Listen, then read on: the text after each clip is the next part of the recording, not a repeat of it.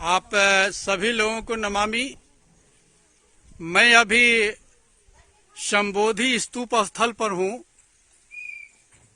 जो संबोधि स्तूप स्थल एक सॉलिड मतलब पूर्णतः ठोस स्तूप है और पिछले 1500 साल वर्षों में यह पहला स्तूप है जो एक निजी कुछ लोगों के द्वारा, कुछ धर्म के अनुगामी के द्वारा ये बनाया गया है।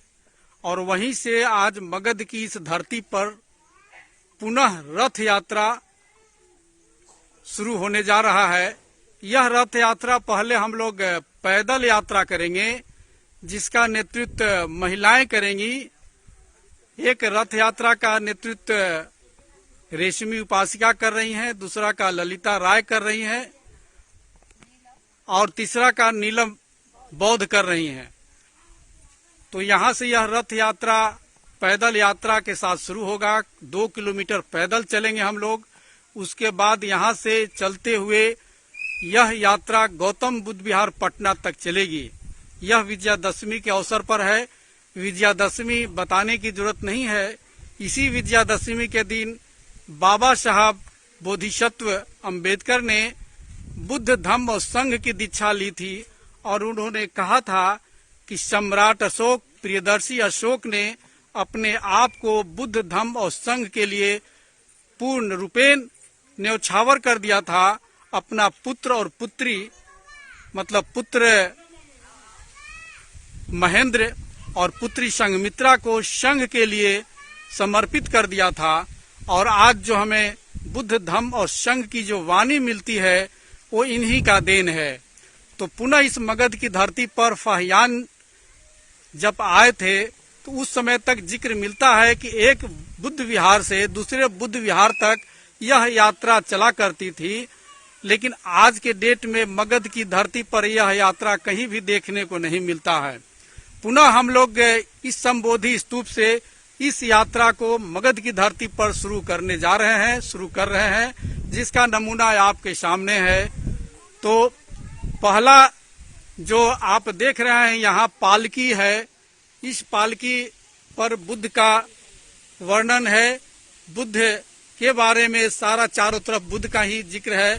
दूसरा पालकी में आप देखेंगे कि सम्राट अशोक का जो सिंह जो है लक्षण है जो सारनाथ में है, वह सम्राट अशोक को प्रदर्शित करता है।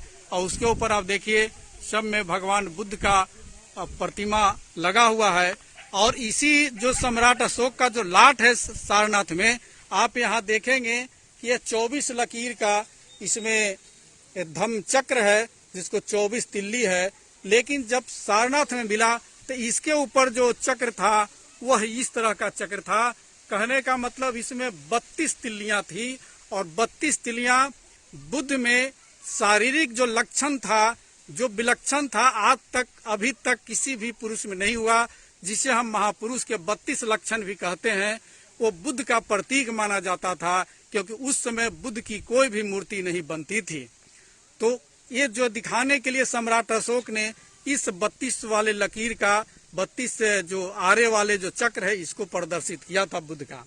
तीसरा हम देखते हैं कि तीसरा जो पालकी बना हुआ है, जो डोली बना हुआ है, यह महिला नीचे जो महिला है महामाया देवी लेटी हुई हैं और गौतम सिद्धार्थ गर्भ में वो आ रहे हैं, जैसा वो स्वप्न देख रही है। बाद में पता चलता है कि वो गर्भवती हो गई।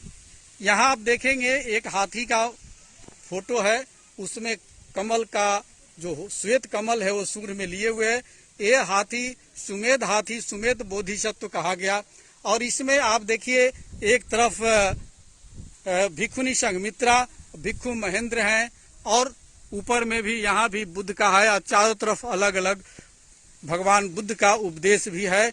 और यहाँ पे भगवान बुद्ध की मौसी महाप्रजापति गौतमी का फोटो है, वो यहाँ लगा हुआ है। और इधर देखें तो सम्राट कनिष्क का जो सिक्का था वो है और यहाँ पे राजा मिलिंद का सिक्का है और ऊपर में बुद्ध का उपदेश है। जहां भी ये 32 वाला चक्र है मतलब ये बुद्ध को प्रदर्शित कर रहा है। इस तरह से 3 जो है आप देखिए, ये 3 जो पालकी बना हुआ है और महिलाएं अपने कंधे पे उठाई हुई हैं और इसको लेकर यहाँ से धम्म यात्रा शुरू हो रही है। इसी के साथ आप सभी लोगों को साधु साधु साधु।